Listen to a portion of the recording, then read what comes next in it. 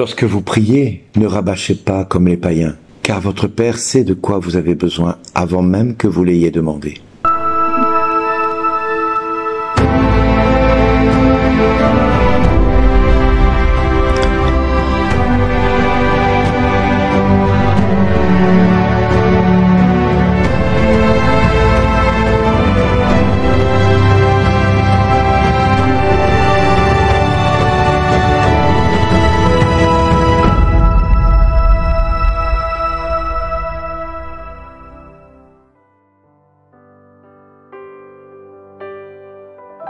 Vous donc, priez ainsi: Notre Père, qui es aux cieux, que ton nom soit sanctifié, que ton règne vienne, que ta volonté soit faite sur la terre comme au ciel. Donne-nous aujourd'hui notre pain de ce jour, remets-nous nos dettes comme nous les avons remises, nous-mêmes à ceux qui nous devaient. Et ne nous laisse pas entrer en tentation, mais délivre-nous du mal. Car si vous pardonnez aux hommes leurs fautes, votre Père céleste vous pardonnera aussi. Mais si vous ne pardonnez pas aux hommes, à vous non plus, votre Père ne vous pardonnera pas vos fautes. Si le Seigneur aujourd'hui insiste sur le fait que nous n'avons pas à rabâcher notre prière comme les païens, c'est pour nous faire prendre conscience que la prière est une relation intime, un acte d'amour avec Dieu.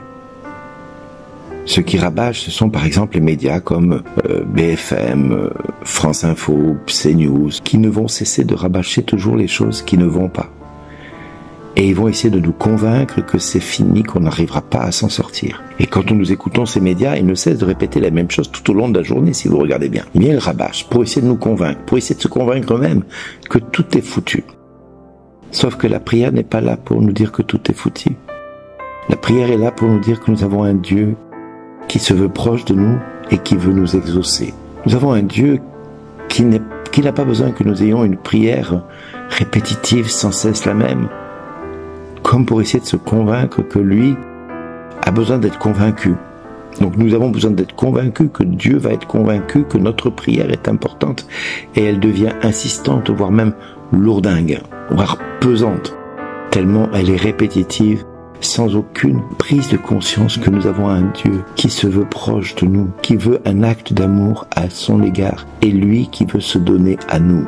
Ai-je conscience que ce Père-là est celui qui m'aime, parce qu'il est mon Père et que je suis son Fils?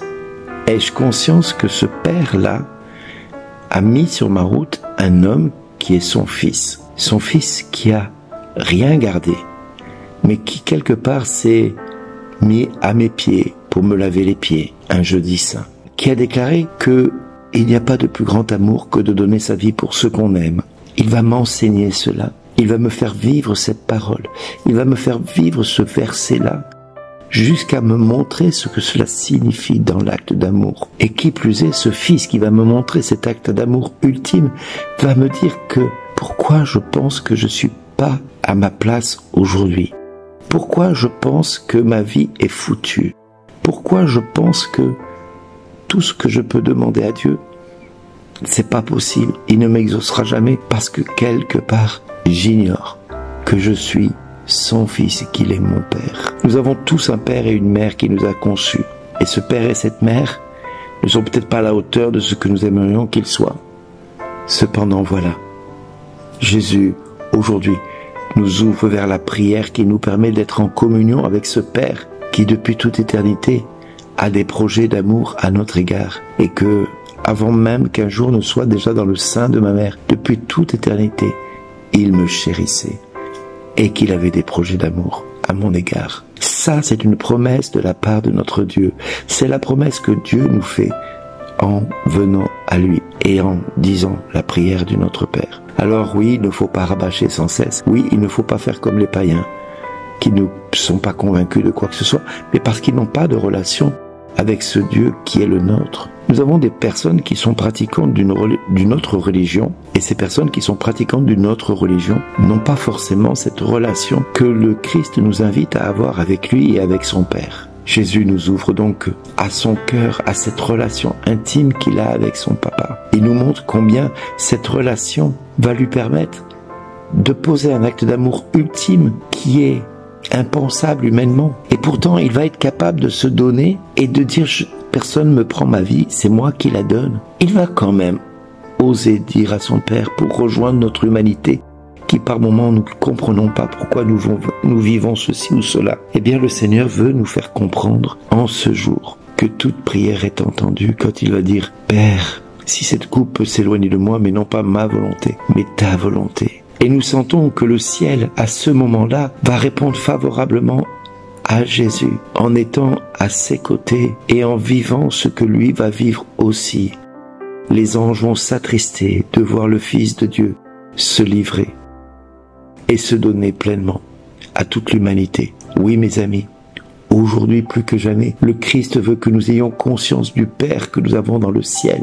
Un Père qui se veut proche de nous, un Père qui nous aime, un Père qui ne peut pas faire sans nous et qui a besoin de nous, qui a non seulement besoin de nous, mais un Père qui veut que nous ayons avec lui une relation intime, tellement intime que nous ne pourrions pas nous passer de cela. Alors si j'ai un conseil à te donner, mon ami, aujourd'hui, ne fais pas grand-chose dans ta prière. Ne la conçois pas, ta prière. N'essaie pas de réfléchir comment tu vas prier. N'essaie pas de vivre un temps avec Jésus devant l'adoration, devant la messe, devant ceci, devant cela. Non, n'essaie pas de faire tout cela. Essaie simplement de méditer chaque parole du Notre Père. Essaie d'entendre Dieu, Fils, te dire combien tu dois avoir confiance dans ce Père. Et alors là, tu comprendras aisément ce que j'essaie de vous faire comprendre depuis des mois, des années, que notre existence a du prix à ses yeux et qu'il nous aime chaque fois que je vous dis merci d'exister.